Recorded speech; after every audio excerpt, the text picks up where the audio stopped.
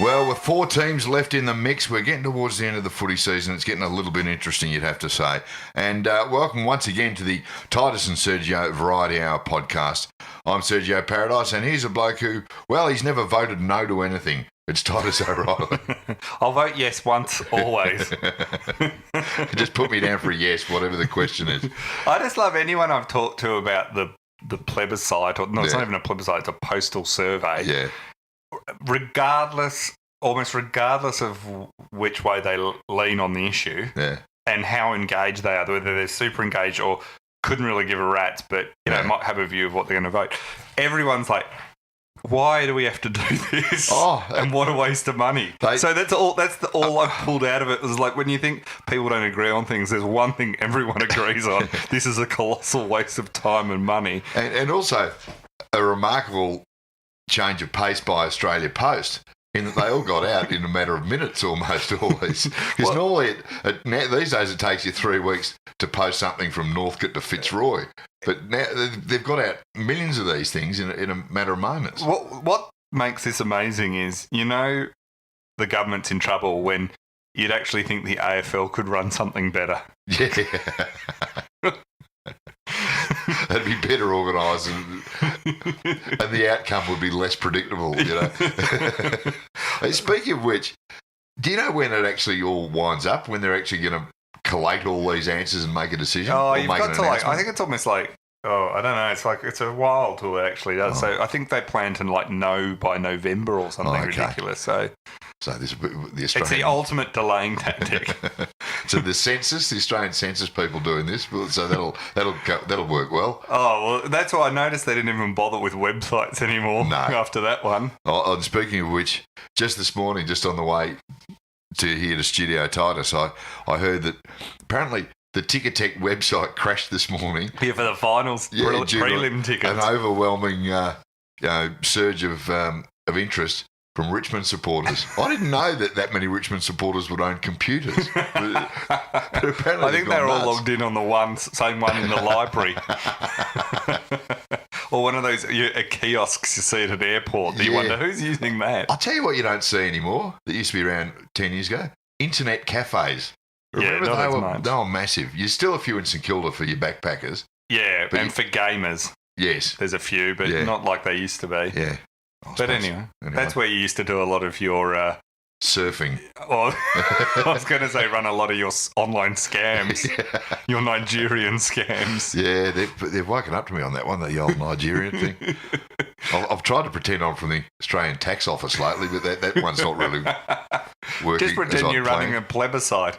We want to start by thanking all our supporters who make this podcast possible. Support us financially. It's your fault. And if you enjoy the show and you want to become a supporter, you can go to titusoreilly.com. There's a support section there. You can do a monthly or an annual sort of plan that you get, and you can get a T-shirt or a mug, all sorts of good things if you sign up to that. So thank you to everyone who's done that. Quality T-shirts too, I've got to say. Yeah, they're perfect for washing the car. Anything, windows. They're good for windows when you turn them inside out. It was a strange old weekend of terrible footy, wasn't it? It was. I mean, both matches. I mean, it was hard to predict a winner anyhow, but I don't think too many people, A, expected Geelong to win, and B, do it so easily. Well, it was like the contrast between how good the season was and how awful the finals are is quite stark. The season is the original Star Wars trilogy. Yeah. And the finals are the awful prequel. Yeah. That's kind of how I'm viewing it, because you expected after those finals to be like, what a final series we're going to be in for. It's going to be down to, apart from that West Coast Port Adelaide game in week 1. And you kind of knew that neither of those sides were going to really go all the way anyway. So you knew it was exciting and all that, but you kind of didn't think, well, this is going to shake up the whole race. When at least the outcome of the Sydney-Geelong game is a significant... I mean, Sydney getting knocked out is significant. Who would have picked that? And I don't think many people... I certainly didn't. No. I got it... I mean, no one would be surprised to hear I got it wrong, but I got it... I was just 100% certain Sydney were going to win, especially when Lonergan was out and, everything was... And I'm just like, there's no way Geelong will win. The way they played last week, But then it just reminds you that they finished second for a reason. Yeah, they're not a bad side. And we kind of forget. We get caught up a bit on to be fair, old Mr. Scott, he coached very well the other night. The fact that he's genius, I heard. Well, he's a genius tactician. They're saying he was the 21st player or the 23rd player. But what do I think? I look at those moves, and what I think was interesting is he had to move Harry Taylor back because of the injuries, to cover the injury. And then he's putting Danger forward is hardly like...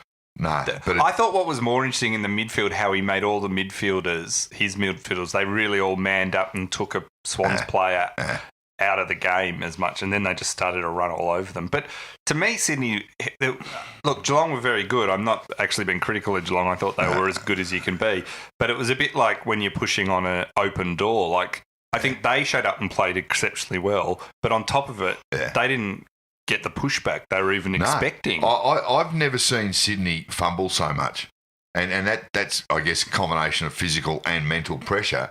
But they were just fumbling. They were last the ball. They were last the ball every single time. Buddy was double teamed, but he gets double teamed nearly every week. But it wasn't flowing forward in any. I went to the game and it was just that Geelong they just had loose men all the time. And they're big, like the big, like your Josh Kennedy. He didn't fly. You know, Gary Rowan didn't get near it. That young ruckman Callum Sinclair, who was very good last week, he never got near it. No, and it just goes to show you just killed him. Yeah, if you're 3 or 4 off the boil, especially down the middle. If Dangerfield could kick straight, he could have had 7 till half time. Yeah, his kicking does. He's just a fantastic player to watch, though. Old Danger. Yeah, he doesn't get enough coverage. Yeah, he probably and he doesn't do enough media himself either. Raise his profile a bit. That was the worst bit. Is it just became? I saw a bit of the replay because I was at the game, but then the commentary just became the biggest danger love in. When I was watching the replay, I had to turn it off. I was like, oh god.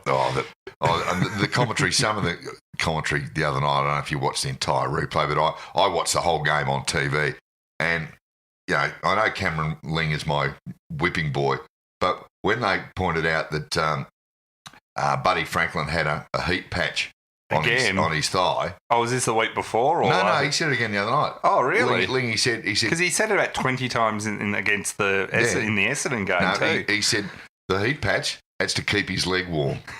So, thanks for that, Lingy. There's a bit of insightful stuff from the boundary we wouldn't know. But God, so the whisper is that Lingy won't survive the cut. He could be delisted by Channel 7 at the end of this year. Is that true? You heard a whisper? I've heard a whisper. Right. I think I might have just made it up just then myself. It wouldn't shock me because remember that Cameron Ling, there was this view when he retired, before he fully went into commentary. They said, he's got such a great footballing brain. Everyone's after him for a coaching role, but he might go into commentary. Well, having heard him commentate, I mean, he's either keeping it on the very tight wraps, but this idea of a strategic brain there is, he says the most obvious thing. Look, we criticise the commentators. It's a very hard gig. Yeah, it's not an easy job to do it well. And there's not many you actually like, so that shows probably how hard it is, or maybe that's how who they recruit. But he is just so stating the obvious, which they all do to an extent because it's hard not to, but he does it to an extent that is just extraordinary. Like, it's almost like a character. It's almost like a satirical character. Like if someone's... He's playing the red-headed buffoon on the sidelines. But it's like paying someone, like, go on and do the most obvious... Just say the most obvious thing at every single point as a bit of a gag. Yeah. And you would come up with... You wouldn't do it more than Cameron Ling does because people would say you're going too far. Yeah, well, see, I think you're right in that there was that talk that he was going to do a year in the media before commencing his coaching career. But his time in the media, I think you're right, has torpedoed his coaching career because everyone's going, really? He's not there. You can't have the coach go, so what we probably should do is kick some more goals, guys. Yeah, we're going to need to score more. One who's in front at the final siren, that's the one we want to be. It's like Auskick. It is. It's like a dad from Auskick got dragged in to do the commentary. And Brian's the drunk uncle. Yeah. The angry uncle. Yeah, he just wanders around, everyone glaring. Yeah, he's your drunk uncle at a wedding but none of the bridesmaids want to dance with. He's always like sort of vaguely comes across as bullying Brian. Like there's that air that like the roaming Brian. There's this air of like it's like talk to me or else. It is like it's like the uncle at Christmas that you don't want to get talked to. That everyone tries to avoid, and then someone gets stuck, and they go, "Oh, he's stuck with Uncle Brian over there. Let's go. Better go rescue Nobody will him." speak to Uncle Brian all afternoon, so he just uses that time to drink even more heavily, to make him even more obnoxious. Greg Furness made a good point. Should Danger really be encouraging fans to catch buses to Adelaide without knowing the strain it will put on their fruit fly detection forces? Do they still have that fruit fly thing going into South Australia? Yeah. You've got, what is it? You've got to get stopped at the border and declare any fruit. I hear they want to build a wall, and they're going to get the Victorians to pay for it. Good luck with that. It'll be over budget and will take 20 years. Oh, that's. I couldn't think of anything worse than going to Adelaide surrounded in a bus full of Geelong supporters. Actually, I could. Richmond supporters. Oh, Richmond supporters, yeah. Imagine on the way home if after I think they did this. Remember that year? Well, everyone remembers this, where Richmond played Port and Cochin kicked the wrong way into the wind. Although I think that had less to do with it than just the fact Richmond didn't show up. And what, Port kicked 9 to 1. And the buses had to return. And imagine that trip back. Yeah. That would have been just a brutal trip. It would have been, just deathly quiet on the bus. So, it's going to be interesting, everyone heading over there. It's a huge thing. Let's hope we finally get some good finals. So, Dangerfield going back to Adelaide. Yeah. You couldn't have scripted it better unless it was probably in the grand final. No. Well, see, just about every game of these finals has looked good on paper. Yeah. But hasn't really delivered. And again, Adelaide v Geelong, and Adelaide looks like it should be an absolute cracker.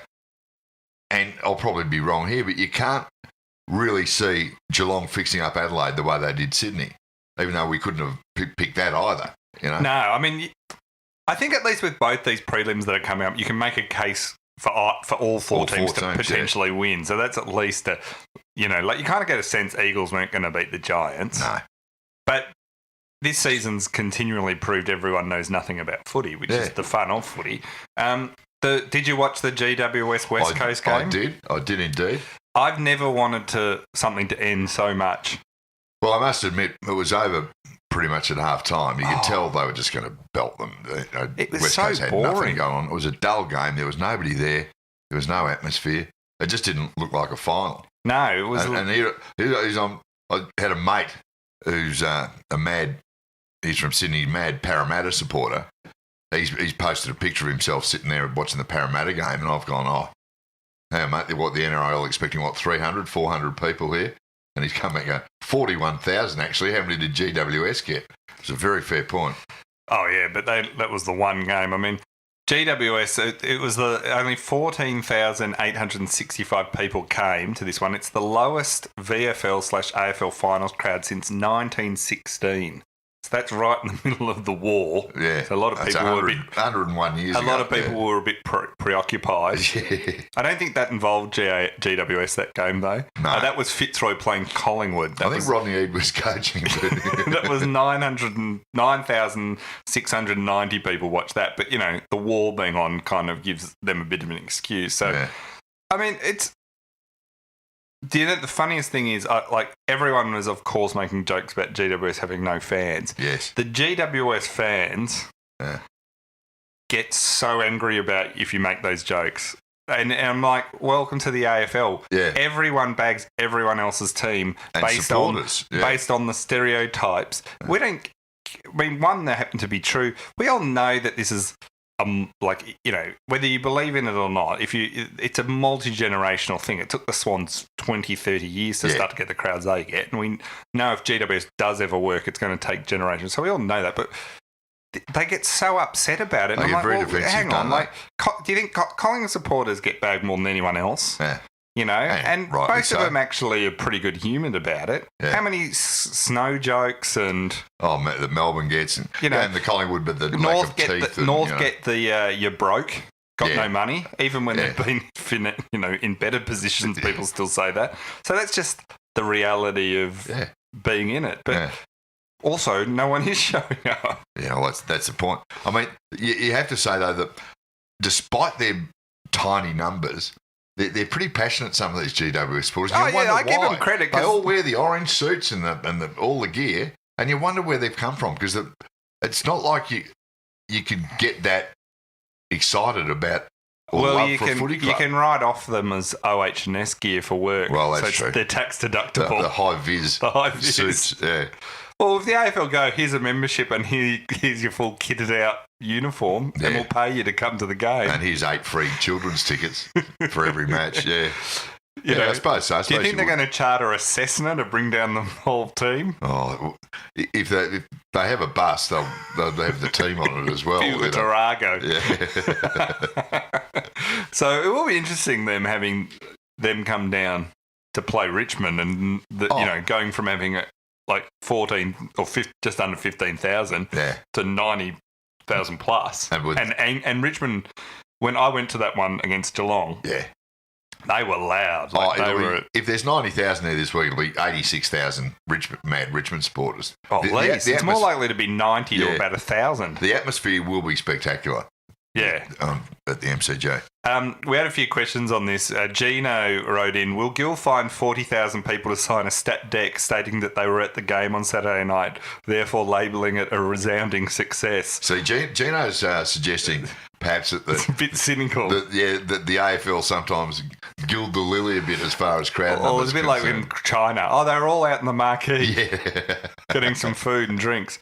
You think about it, they said 14,865. So, Nick C wrote in, how bad was the real GWS crowd if even the official attendance that the AFL makes up was so low? Well, again, Nick's suggesting that there may have been about 8,000. Nelson wrote in, should every GWS fan who attends next week's prelim be given complimentary pitchforks to defend themselves? Ooh, pitchforks against Richmond supporters. I dare say they'd be turned against you fairly smartly. Well, there's just too many of Richmond supporters going to be. You're just going to get snowed under. I just, don't arm yourselves. If the players want to practice training surrounded by angry, hostile people, they should train at IKEA. Yeah. But it's going to be unbelievable. Oh, no, it's going to be something to see. Do you worry? I do worry. If the GWS... What if they win? And it's not a stretch for them to win. No, of course not. They're a good side. Probably say Richmond are favourites if I had to put my tips in today. But... they look better almost with Mumford not playing for them and Cameron out. Their forward line actually worked weirdly better. So, but I mean, it's hard to tell because West Coast was so hopeless. But can you imagine that this almost happened last year with the Bulldogs? But the Bulldogs, it was interstate, and the Bulldogs end up winning. And Bulldogs aren't as big a fan base as Richmond. Yeah. But you imagine the AFL's made-up team, been around 6 years, has no fans. Or very few, got given every opportunity, every advantage, stops the Tigers in their tracks. Yeah. And in their best chance ever for a grand final in probably recent, 20 decades. Those 1,000 GWS supporters will need the special operations group. It's more the AFL board. To get them if you're an AFL board member, you see that it's like three-quarter time and GWS are up by 20 or 30 or something, Best to make an exit at that point, I would say. Yeah. It'll be carnage. I'm not, and in all seriousness, the joke would be, they write. I don't think they'll do that. It'll be just the complete, the damage it will do to people who are because for as much as we like to bag Richmond supporters have been through some of the cruelest psychological torture I've ever seen. Well, even now, one of my best mates is mad Richmond, and he's already got his tickets for this week. Yeah. But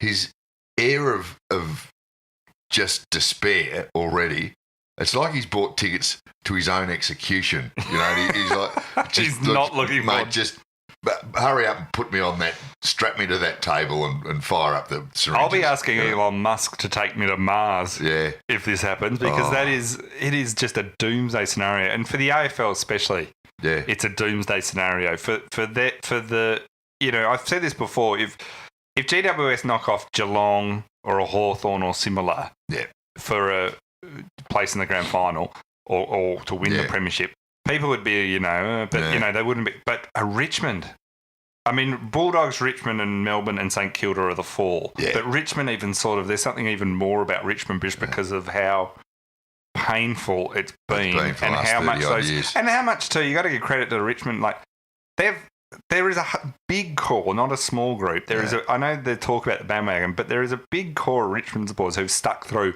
the whole time. They've never diminished to a small group. They've always, and gone through all the nonsense, having their hearts ripped out and shown to them. Yeah. What if Deledio does kick the winning goal? It just gives me serious concerns about our safety. Tell you what, if I was the AFL, I'd have the riot squad, the SWAT teams, just on standby. I bet you they're in there worrying about it. It is a doomsday scenario. There is no upside for them because also for a making money point of view, like GWS have been successful enough that they'll attract new fans as much, But a Richmond grand final, a Richmond Adelaide grand final. Or Richmond Geelong grand final would be huge numbers for them. Yeah. Is real. Richmond in the grand final anyway is the one they want. They don't want GWS. No, they want the Tigers here. If GWS get in, imagine if it's GWS Adelaide. Yeah. It's like, how many tickets do you want? Yeah. Do you want 50 tickets? It'd be like... Got plenty of people to stand out in street corners handing them out. Just buy one, get 50. Yeah. It'll just be unbelievable. And there will be no atmosphere whatsoever because it'll be completely taken up by corporates or people who really don't care about there'll be a big Crows contingent, of course, because they're diehard fans and they're a real club. Have been for a few years. Yeah. But no, they are very passionate, so they'll come. But GWS just don't have the fan base to... No. I mean... Sometimes I almost wish because some men just want to see the world burn. Yeah. Imagine a Gold Coast GWS grand final. I mean, it's looking extremely unlikely in the short term, but yeah. Can you imagine that's pretty much a doomsday scenario for the AFL if it happens in the next few years. Well, apparently, we were talking about this before we went on. Ken Hinkley is rumoured to be desperately trying to get out of his contract. He's got one more year at Port because apparently the rift between him and David Koch. And because Koch said a few things over the journey. Yeah. And he after the loss, he was pretty... He said, if you're not committed to winning a premiership, we'll trade you or get rid of you. Yeah, we don't Seems like Hinkley went, all right. Okay. Thanks for that. How bad must he feel if he's willing to go to Gold Coast? Well, that's right. I mean, it'll be a long-term deal. There'll be plenty of dough involved. Yeah, it's something like 5 years. And he'll be getting paid very handsomely. So, and he won't have Kochi breathing down his neck. So, I mean, there's the upside. He might not win too many games, but, I look forward to Port appointing Michael Voss. Or Stuart promoting him. No, well, they got him there already. Lingy's available. Lingy's Lingy and Koshi. Oh, wouldn't you like to see that double act? No. Brian Haynes wrote in, if Stevie J kicks 6 in a semi-final and no one is there to see it, did it really happen? It's the old tree falling in the forest, isn't it? Gee, he just was up and about, old Stevie. I know, but he didn't have an opponent. No. I mean, everyone was saying how it was vindication that, but I'm like...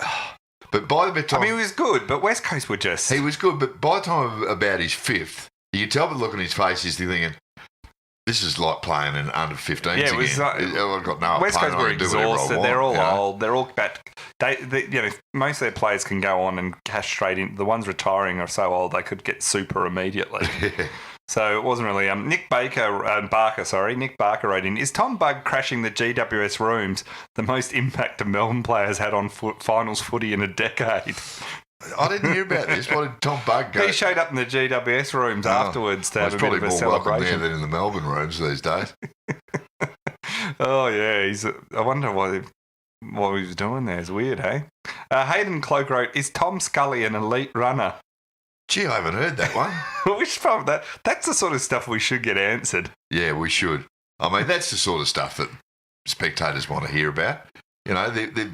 the commentary teams, they just ignore stuff. Was it Jack Darling? They said he has a martial arts background. They announced on the commentary. Yeah, I think so. So they're going in for all like. Well, Tom Scully, he may well be an elite runner. We don't know, but it's impossible to know. Yeah, but I don't think he's got a basketball or martial arts background. That's his problem, really.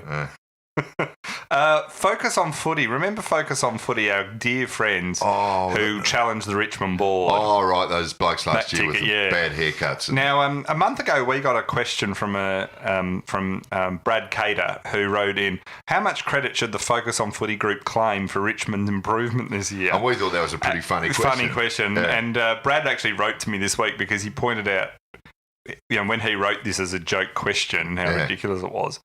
We all laughed about it. Then this week, Dr. Martin Hiscock, the leader of the Focus on Footy group, who tried to topple Peg O'Neill on the board, he said that the club, Richmond, owes much of its recent success to the group of 7 plotters. Richmond's failed board takeover last year. He says the club would not be there today where it is today without the group's influence. He says the club was a shambles last year and I stuck my neck out because we wanted to change the club. We are not looking for a pat on the back, but without our group, Neil Baum wouldn't be at the club and I don't think they would be where they are at today. Oh, good on you, Marty. Hey, did you like to see where Martin made those comments from? He was he told Fox Footy this, but he was at a tribal arts show in Paris. Not at the game, Marty. You're that big a Tiger supporter, you couldn't be bothered going to the game?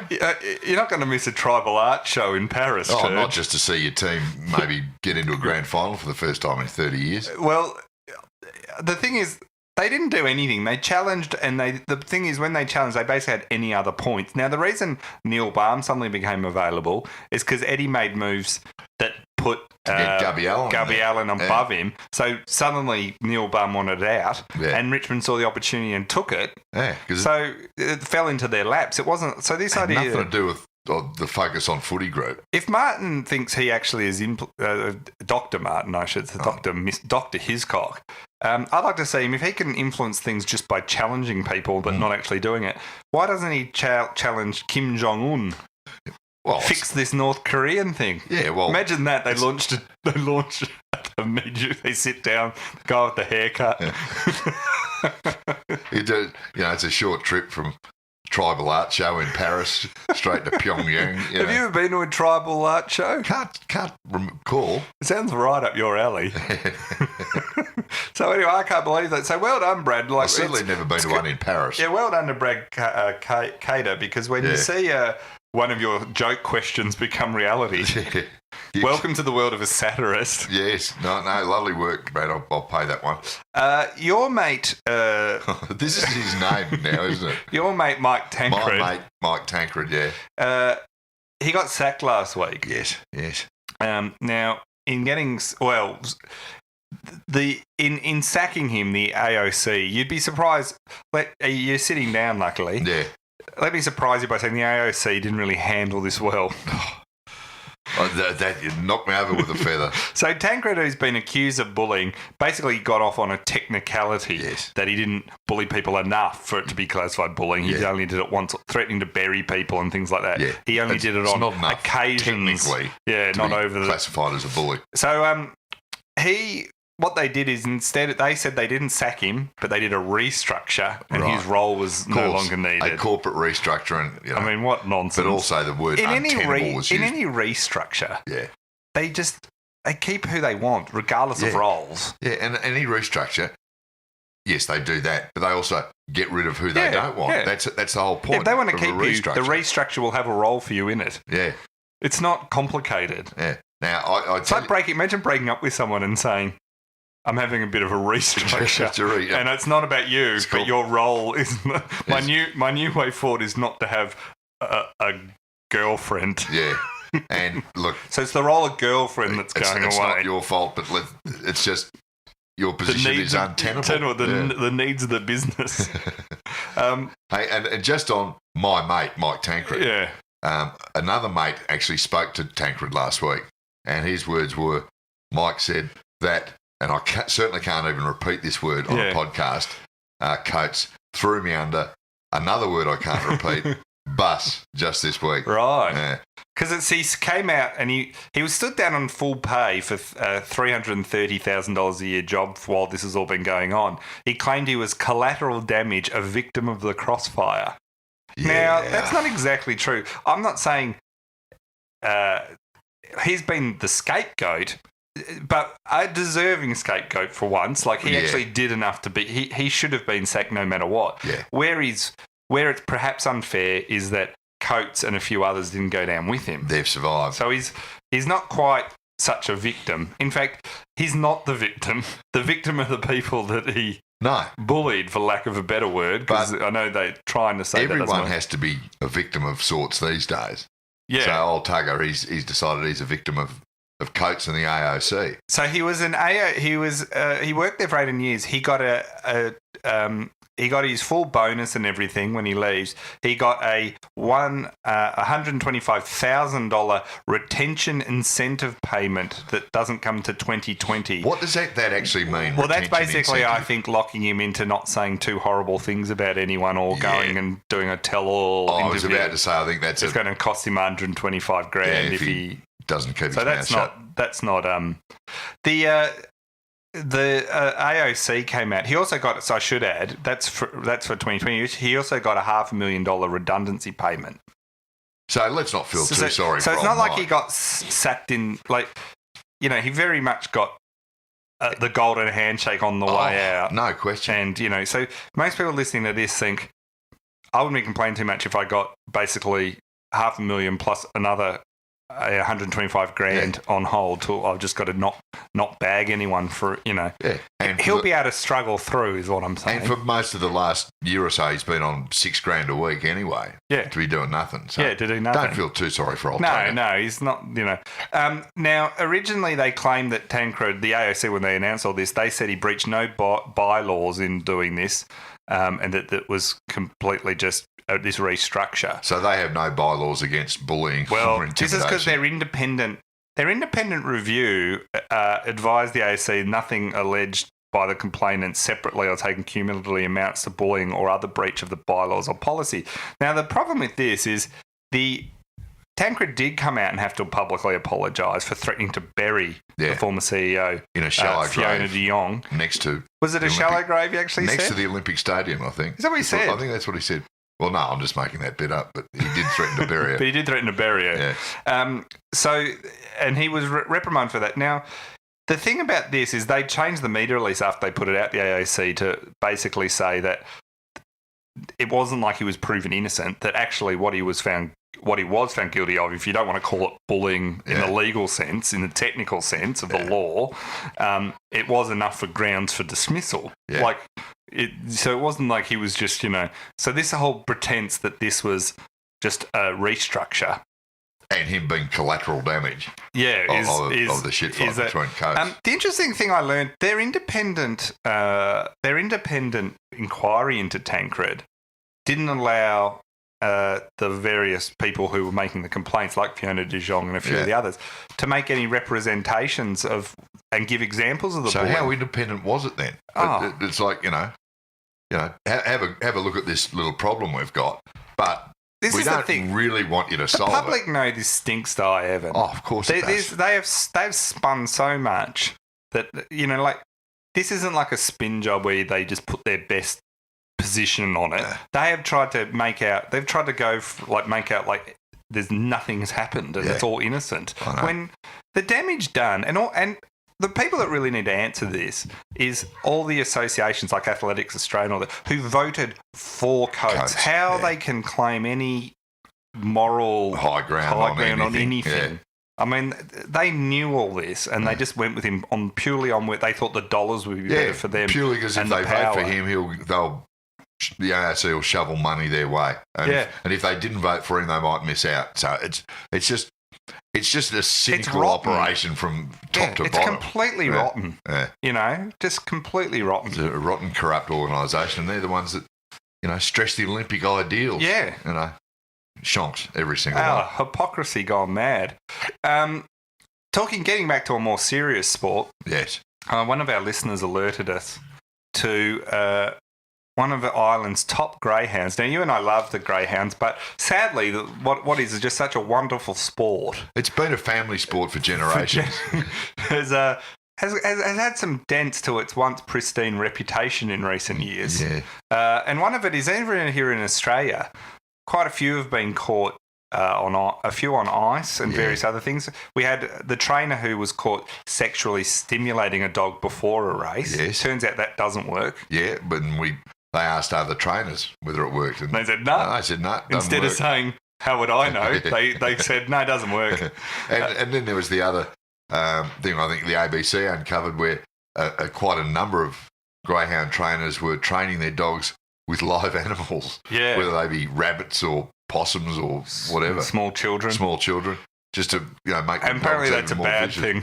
Yeah, well, you want it to run fast. Hey, but rabbits are pests. Come on. Yeah, exactly. So are possums, to be honest. Hey, and don't get me started on small children. It's had a few problems. Now, one of Ireland's top greyhound racers,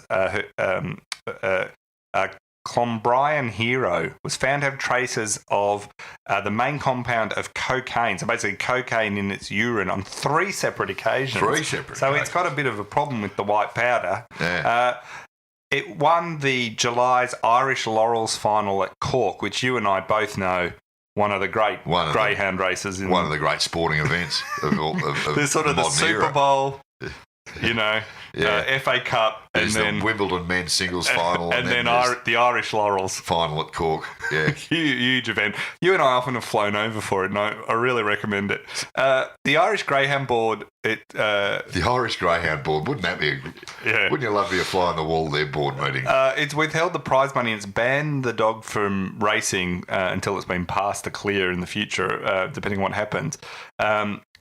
And it's a huge issue over there. There's another one found on thing. Now, the trainer, Graham Holland, of the dog, said the trace of the dog must have been ingested accidentally. So 3 times. 3 times.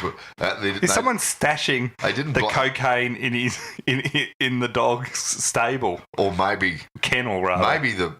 Maybe the live rabbit that they were using to train it was the cocaine problem. Or did the dog...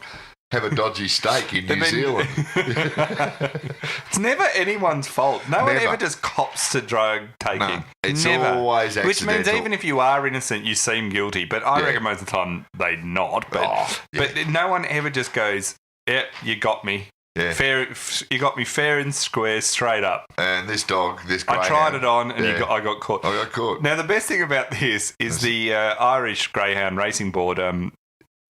they came out in sort of defending this being found, said that they drug test between 5,000 and 6,000 greyhounds per year, which they say is the most intensive testing regime of any sport in Ireland. Is that right? So you're more likely as a greyhound to get drug tested than as an athlete.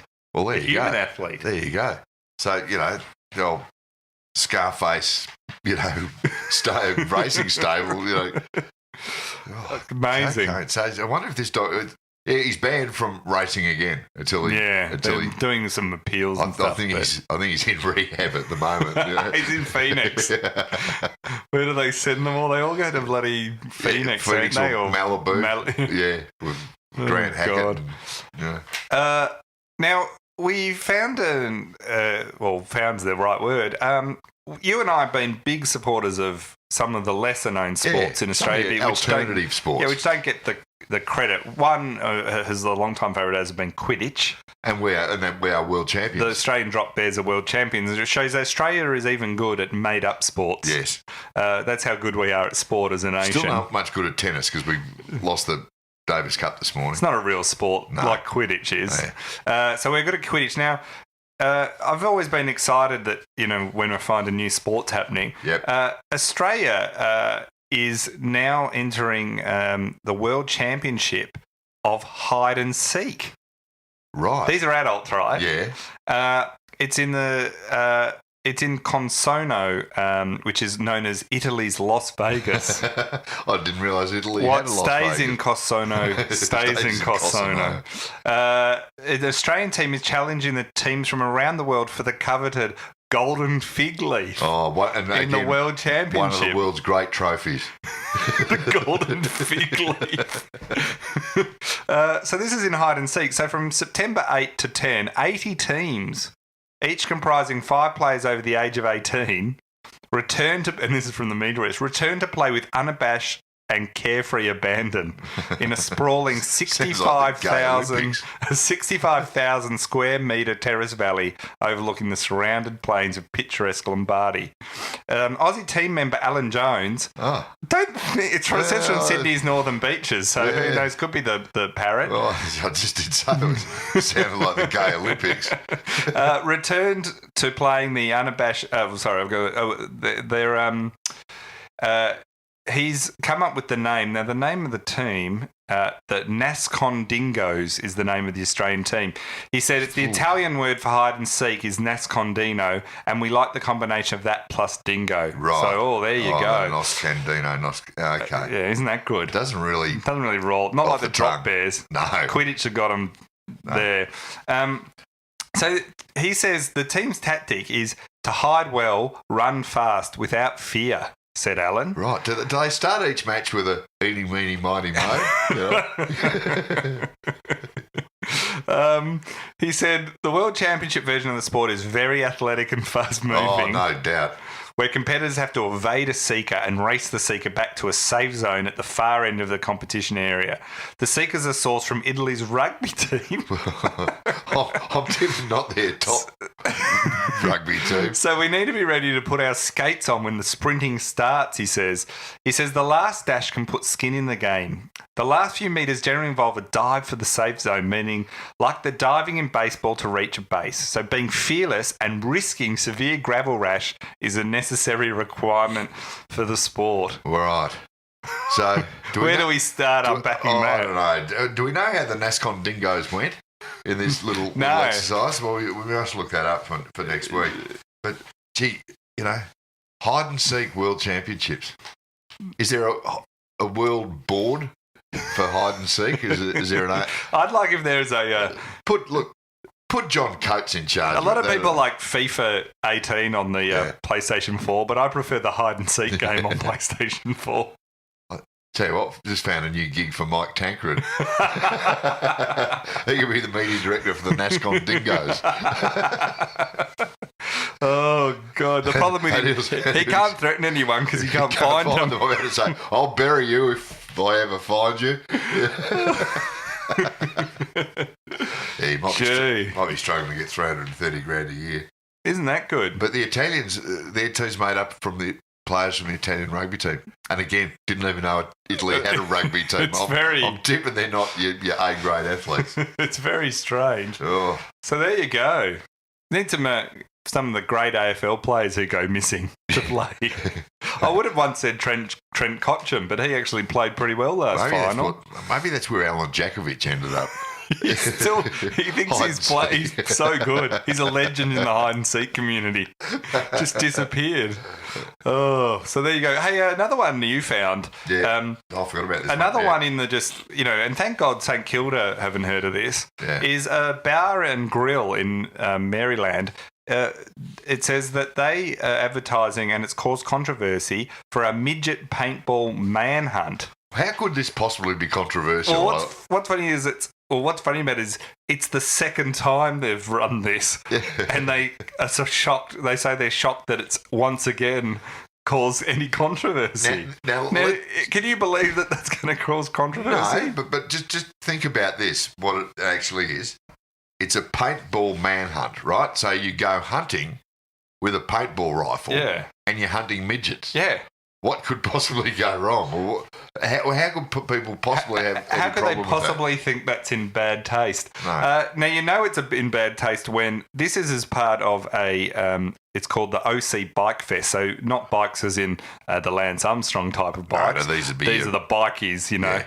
So the people who run this this big get-together of various motorcycle gangs have disowned it and say it's not an official event of theirs. So even the bikies are saying... When the bikies wipe their hands off it, this is in poor taste. No, the bikies still wanted it to go ahead, but they wanted to use real guns, not paintball. The bar owner, Bobby Riccio, He'd be a piece of work, old Bobby, wouldn't he? says the entertainers are thankful for venues to perform at, and the event has been brought back at their request. Oh, so the midgets are up for it. That's what they're saying. Oh, Bobby. That sounds highly unlikely to me. Yeah, I reckon Bobby's, he's spinning that one about as just much slightly. as he can. I just find that bizarre. Hey, we should mention we'll do a better preview on Thursday about the prelims. But you found an interesting thing that might have us all a bit, might make Tigers fans. I think going to be all over Richmond supporters. This is absolutely aimed at them. Now there is a bloke in the States who is claiming that the world is going to end this Saturday, September 23. Is it Donald Trump? No. Does he know when he's going to press the button, does he? No, this guy, he reckons, and he's using quotes from Luke, the book of Luke, passage 21 to 25 in the Bible. Which did address a lot of Richmond's issues. He's a Christian numerologist, this bloke. He probably hunts midgets in his spare time. Just being a numerologist instantly makes you suspicious. But adding it's a Christian numerologist. He's saying that Nibiru, which is a mythical wandering planet lost in our solar system, is about to hit Earth on Saturday. And you think about it, that means for it to be able to do that, it's snuck up on us. Maybe it's playing hide and seek. Maybe it is. I mean, he's suggesting that this Nibiru, this planet, it's been hiding out the back of the solar system for many years. just chilling. Just waiting for Richmond to make a preliminary final. Hey, Tigers, here I come. So he's tipping that this mythical planet is going to collide with the Earth just after Richmond runs through the banner on Saturday. Well, if it does happen, there'll be 90,000 Richmond supporters going, see, I told you. I told you this would happen. But the thing is, if Richmond lose, the fans will welcome this planet. Oh, exactly. End it now. Yeah. So I'll tell you what, I may not go to the game. I might just sit out in the backyard with a pair of binoculars. Watching the end of life as we know it. Here comes Nibiru. Oh, God. It is I've said it before, Richmond fans look at this stuff in North Korea and go, don't you dare. Yeah. Stop it. As soon as that other missile went out in the weekend, that was what my Richmond mate said. He said, I'm telling you, it'll all be on before grand final day. It will be on for young and old, and the grand final will get cancelled. You know what really, there'll be a Richmond fan going, you know what really took away a bit from our win in that premiership? The radiation. The hellfire raining down on us. The fact that there will be no players left to defend our title next year, Oh, well, they could go in the history books as the final. Yeah, well, that's right. That's right. The final team to ever win a premiership. Yeah, except there'll be no history books to be read or anyone to read them. Tom Rootsy wrote in, is Easter Island remote enough to live on should the Tigers win the flag? I think it's the most remote island in the world, isn't it? Is it? Easter Island. I think it's as furthest from mainland of any sort of island. So in answer to your question, Tom, no, it's not far enough. No, well, I tell you, if Richmond win and you really don't want to hear about it, just go to Western Sydney. Yeah. You'll hear nothing about AFL. You'll be fine. Shane wrote in, I've started listening to both the AFL Exchange Finals podcast, that's the official AFL.com.au podcast, and the Australian True Crime podcast. I can't tell which is which, and clues. Very similar. Oh, it'd have to be. It would have to be very, very similar. Australian True Crime podcast. You can tell the difference because the people on the Australian True Crime podcast never get offered Channel 7 commentary gigs after it. You just never hear from them again. Jim Woodcock wrote in, why are we spending $120 million to settle the issue of marriage equality when the third man up rule remains unresolved? Oh, that's a good question. That is a very good question. I mean... Well, we don't want to demean ruckman. No. Drag them through this sort of thing. Well, and let's be honest, Jim, if we were to have a postal vote on the third man up rule, it would turn nasty. Unlike this one that's been... it would just wouldn't there'd be some skywriting. Oh, yeah, it'd be vote on. That's what I think it said. God, imagine that. Imagine, let's not give the AFL ideas around postal votes. I've often said, though, you could easily replace the score review system with a Twitter poll. Oh, and it would be just as scientific. They pretty much do each week. You know? One of the worst. Now, we need to pick a question here. I don't know. I've got an idea for one that I think... what do you reckon? Well, I'm going to go with Nick Barker, who said, is Tom Bug crashing the GWS rooms the most impact a Melbourne players had on finals footy in a decade? Yeah, no, I second that. Spot That's a on very there. good one. I've got a bunch of T-shirts for previous winners over the last month. I'm a bit behind because of the tour, but I am getting them out to people. So if you've won in the last few weeks, it is coming, so don't worry about that. Yep. People always ask, "Is there really a T-shirt?" Yeah, yes, there is. There is, and you'll get them. And we've sent them all out. We send them all out. So and if you get one, I want you to wear it to the MCG on Grand Final day, just on the odd chance that you might get caught on a TV camera. Be a huge break for us. We're trying to get Cameron Ling to wear one, but with all the nice things we say about it. Yeah, why wouldn't he? Now, we're going to be back Thursday. We will. Previewing preview. the prelim. It's going to be exciting. I can't wait. And next week, the week after, I mean, that'll be our big special grand final week. What do we do? We got anything special grand final? Are we having an official Titus and Sergio Friday hour grand final lunch? Oh, just the two of us. Just you and me. We're going to have an exciting cup of soup together. Yeah. Our annual cup of soup together. And we'll provide our own entertainment. All right, we will see you all on Thursday.